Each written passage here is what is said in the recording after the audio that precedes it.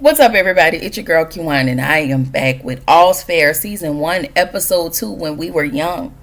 Before I start, y'all, make sure you like, comment, subscribe to the channel, click the notification bell button so you can be updated on every video I drop. Y'all, make sure you like the videos so I can stay in the algorithm, alright? Alright, so y'all know we left the episode where we found out Milan, the receptionist, was fucking Chase, Allure's husband. Alright. So this episode 2, starts with Emerald and Liberty sitting down. They're looking at the pictures with Chase talking to different women, strippers, and apparently he has several different burner phones. So looked like he was very sloppy in everything that he did. Emerald tells Liberty, to lock her good man in, Savannah Girl, because what we did not know is Liberty has a man, a doctor, Dr. Reggie, and he's a good man, apparently. Alright? So Allure walks in with Dina. Y'all know Dina. Dina is Glenn Close. Dina was at the law firm with them raggedy ass, old ass, decrepit ass. Okay? Anyway, she's now representing Allure, Kim Kardashian. She's now representing her in her divorce. But y'all know, because Chase did ask for a divorce last episode. But I'm thinking she's going to start working there. She's not working there yet, but she's working as Allure's attorney on her case. So Dina want to know if they called all the best attorneys in town, because she's representing. Well, Dina asks if they called all the best attorneys in town, even Carrington, since so nobody won't retain Chase. All right, because they don't want to take. They want this to Chase to get as little as whatever he came in with. And keep in mind, he's a ball player. Okay, he's a professional ball player. But we all know that Allure makes way more money than Chase. So Dina was like, "Did y'all call Carrington?" And it was like, "Mm-mm." So they called Carrington. Of course, she is always bitter. She tells Allure that Chase is at her office right now. So of course, she's gonna retain the case with Chase's case, because she wants to stick it to Dina. And even if Dina would have called her, she still would have stuck it to Dina, because she's a miserable ass bitch. Okay.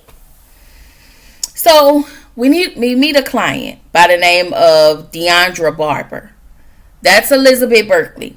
If you don't know Elizabeth Berkley, Jesse Spano. You might know Jesse Spano from Saved by the Bell. I'm so excited. Y'all know. Okay.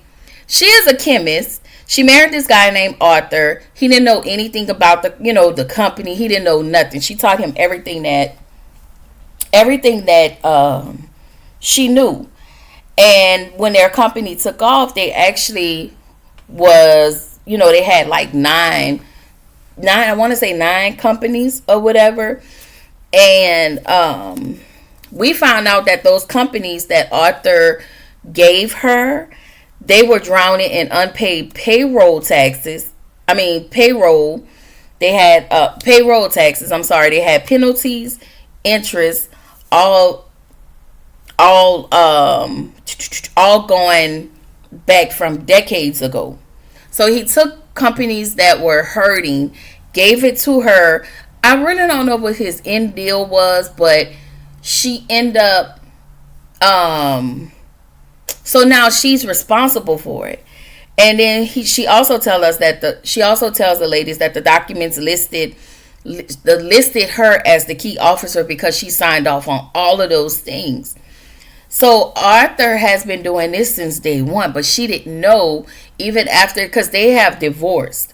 She's just trying to recoup money She was worried about how those employees were going to get paid, you know, all of the things. So she doesn't have the money to, you know, she can't, it's like she doesn't have the money to recoup, and she's worried. Like, she's really, really worried. And it's a lot. It's a lot. So the ladies let her know, you know, on paper, you look complicit.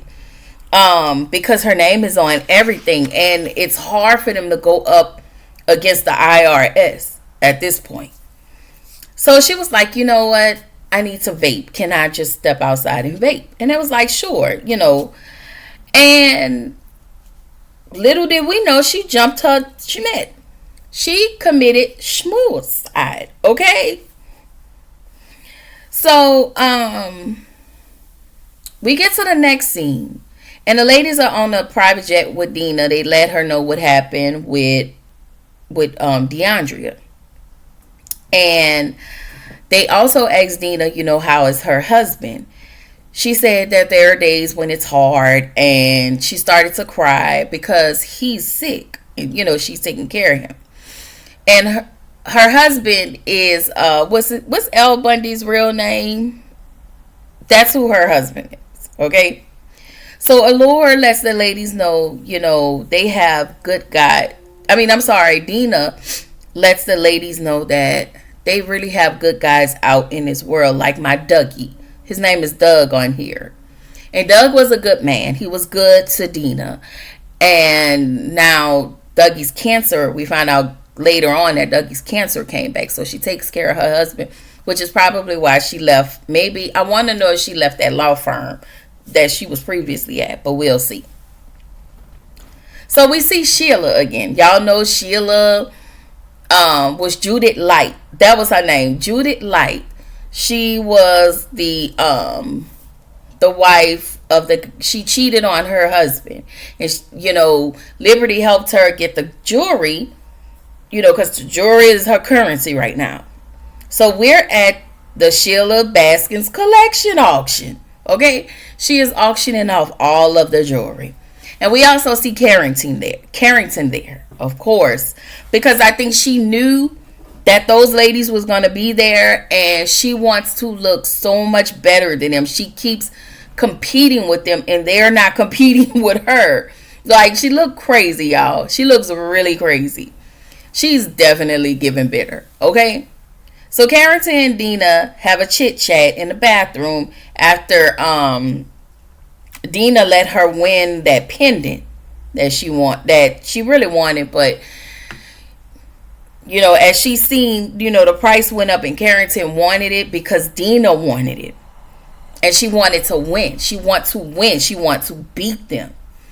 And so she let her have it. It was 500. I think it was 500,000. She paid for it. And she tells Dina she would have had a chance to go up against her in court. She said, because all I want to do is beat you at something. And Dina tells her, you know what, you do have a chance because I'm representing Allure, and you know the world would have been such a better place if your mama would have swallowed. Okay, that's what she told her.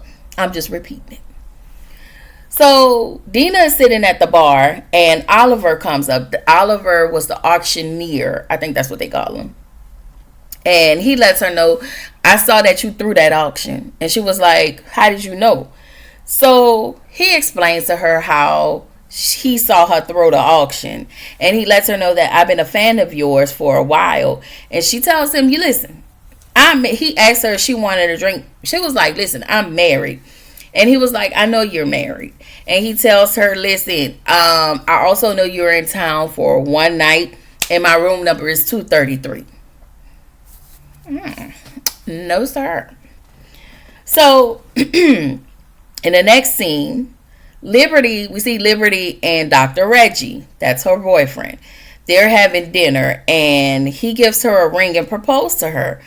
But she wants to go really slow, like she's not in the space of getting married. She leaves the restaurant. She gets up and she was like, excuse me, and she left. She doesn't want to get married. And I think when I'm thinking because she's a divorce attorney and she see people, all of these women coming in because, what's happening in divorces and stuff. And I think she internalized it and thought that she would be one of those people, if that makes sense. So Dina let the ladies know that she almost slept with Oliver. And she also let them know that she and Doug haven't had schmecks in 3 years with the cancer returning. She, in fact, actually, she didn't sleep with Oliver. She actually just kissed him. And she said it felt good. But as a wife, she said intimacy is not just touching and hugging and schmecks and all of the things. It is actually being honest with your spouse. So she's going to be honest with him and let him know. But the ladies was like, but you didn't do anything. And she was like, yeah, I know I didn't. But, I love my husband and I love him enough to let him know what happened. So the ladies let Allure know about Chase and all of the stuff that they found on him, the affairs with the strippers and the different women and all of that.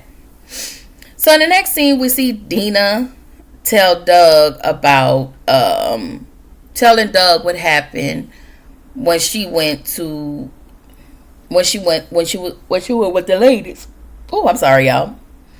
And he lets her know, listen, I'm not mad at you. This is something that you wanted. And he also understands that he's not in a space to give her what she wants at the moment, I guess, because of the cancer. But she was like, I didn't want him. I always wanted it to be you. And so, they share an intimate moment. And in the next scene, we see Liberty. Liberty is explaining to Dina what's happening about DeAndrea's case. Because even though she jumped her, she committed, y'all know, she unalived herself. I guess that's a better term to use. They're still going to fight her case. Because it's not just her that was affected, but it's the people that were employed under her that were affected, and they want to help those people as well. So Liberty is me. They have a conversation, and at this point, Liberty talks to Dina about not getting married and what she see all the time, as a divorce attorney, and. Dina was like, Dina is the woman who has the good man, so she don't see the bad side of it, right? So she was like, what if you did meet your good person? What if that is your person? And she kind of gets Liberty to see another side of things, all right? So she keep that in the back of her mind.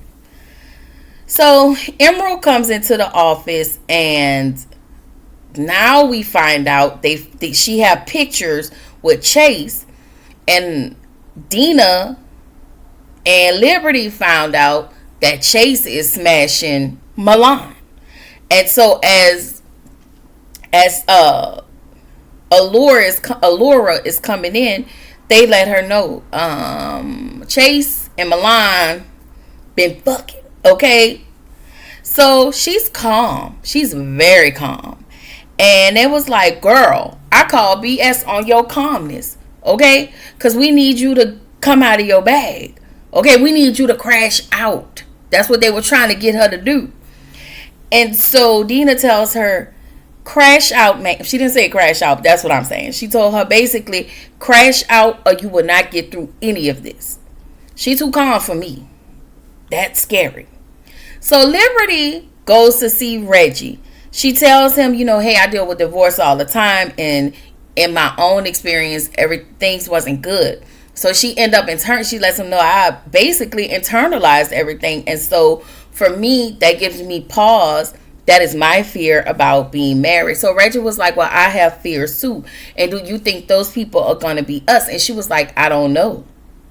And so he lets her know that what she did, was hurtful, like her running off or whatever. She apologized. She actually takes the ring out, gets down on her knee, and proposed to Reggie. And he was like, cool beans. That was cute. But I wouldn't do that. Okay.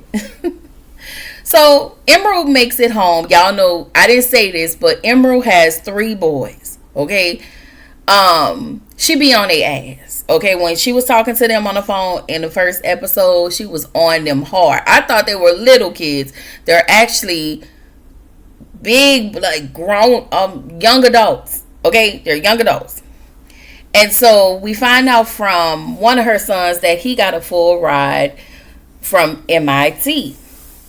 And so what she's very honest with her boys. She's very upfront with those boys, and the boys are aware that they have an actual sperm donor whose IQ is over 140. They love and they respect their mom. You know, we find out that she coached their baseball team because she felt like, I don't need no man here. Like, Emerald is one of those people. She got her own money. She got her own stuff. Like, she take care of her boys are older. So she's done everything by the book, and she loved the life that she's created for herself. So in the next scene, Dina she talks with Arthur. Arthur is DeAndrea's ex-husband. He set her up, for all of this stuff to happen to her. So she talks to him about the Fraudulent Rights Act. She tells him how his ex-wife came to their office and she explained everything to us. However, she didn't sign. She didn't know what she was signing because she was buried in all of her paperwork. Like, she did not know anything she was signing. So Dina tells him, if between myself and a forensic accountant, you'll be in jail for 10 years. And he was like, well, what do I need to do? She said, you need to rehire those employees that was let go. You need to replenish the profit sharing plans. And DeAndrea's shares need to go to her sister and her parents.